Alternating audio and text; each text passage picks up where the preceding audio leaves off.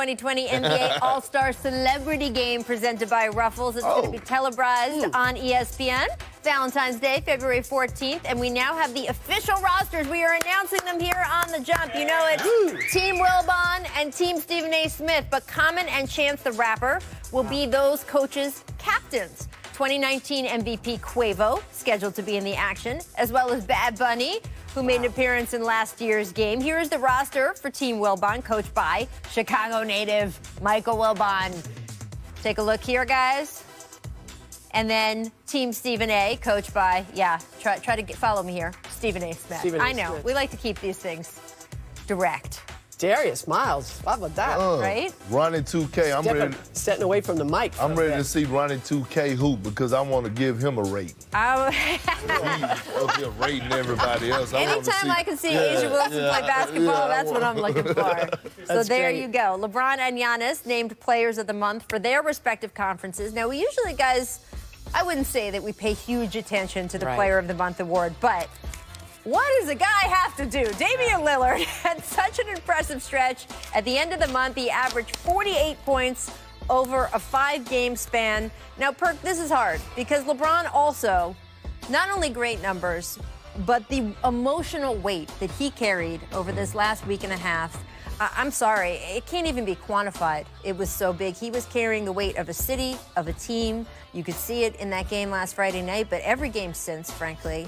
So there's a lot going on and going into all of this. But Dame, should he still come away with it or what? Well, you know what? I'm going to tell you one thing. Damian Lillard was getting his lettuce. And that's what the old people used to say. He was getting his money. And I can't lie. But to me, when you look at this award, just like when you look at the Eastern Conference Player of the Week or Western Conference Player of the Week, not only do you have to have the numbers, but your record have to be good also. That's a good point. So, you know, they also, this week they went 3-0.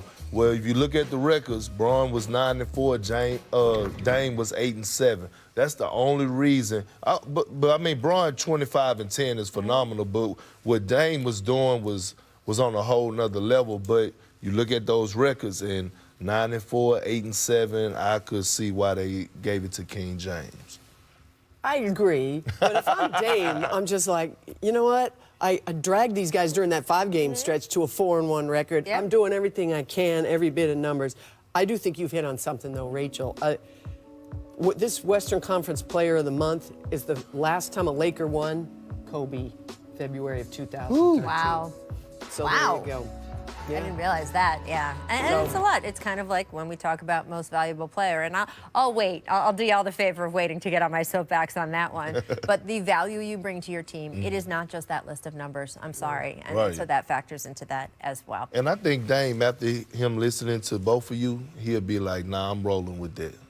We know Damian Lillard's about one thing, winning. Yes, he's trying to get that team into the playoffs. He's going to win the 3-point contest. That's all right. All right. Jackie McMullen laying it down.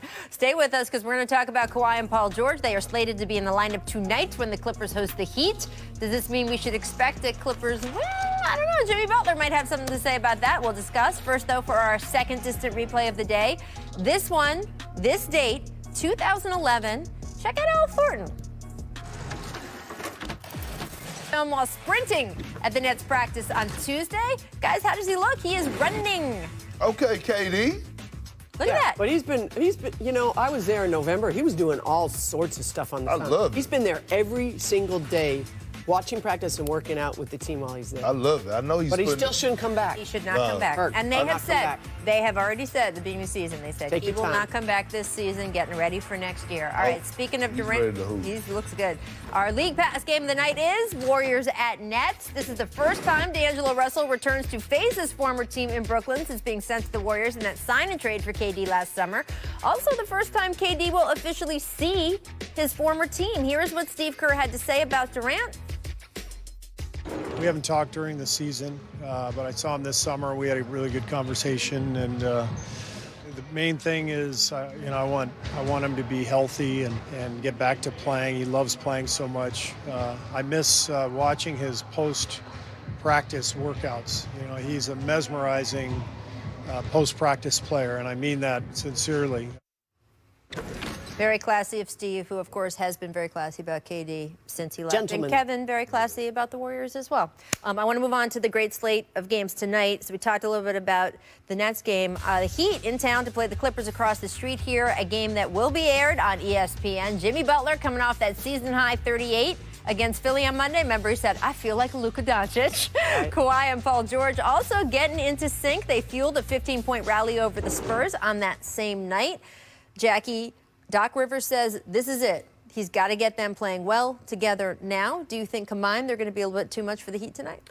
Well, I just wish they would have played more together already. So if I'm the Clippers, I'm going to play them as much as I can and work around the best I can. I want them on the floor as much as I can at all times. And, you know, Doc said the other night in his press conference, I'm not worried, but I'm like, yes, he is. I know you are. I'm calling shenanigans on you, Doc, because those two guys are the key to everything, and they've got to develop some chemistry on the floor, not defensively, offensively. Absolutely. Well, I got the Clippers winning by 10. Really? Yeah, I think, you know, anytime. Where did you come up with this? I got the Clippers by 10. Well, let's see what we'll find out. We'll check back with them tomorrow. We'll see. I'm just saying, because when you think about every time, to me, when you have Patrick Beverly, Kawhi Leonard, and PG on the court at one time, include adding Mo Harkless, that defense goes to another level. And they play well at home. They do. The Clippers, when they're healthy, they play extremely well at home. And the way Kawhi's been, we haven't talked about him, but Kawhi's been in that MVP conversation. Oh, sure. He's been tearing the league up. And he looks forward to those type of Jimmy Butler matchups. Probably not played enough to be quite high on the MVP conversation, but he can make a run there. I just want to get to our item at the buzzer because I mentioned it earlier in the show. Jackie, you weren't here, though, and I want to get your take on this. Al Horford telling reporters today, quote, there's some stuff going on in our locker room, but we'll keep that internal. Joel Embiid also saying the team needs to learn to sacrifice, is the word he used, for one another, and that he hasn't been himself because he has been, quote, trying to fit in. Jackie, you know Al very well from his Celtics days. Right. You've been working on some stories. You've talked about Joel Embiid, Ben Simmons. What do you make of all this? Yeah, these guys are in a little bit of trouble, Rachel. There's no question. They're not playing well. Embiid looks, I think he's still hurt. I've said that every day this week. I'll say it again. I don't think he's completely healthy. I think he's concerned about banging down low there and not being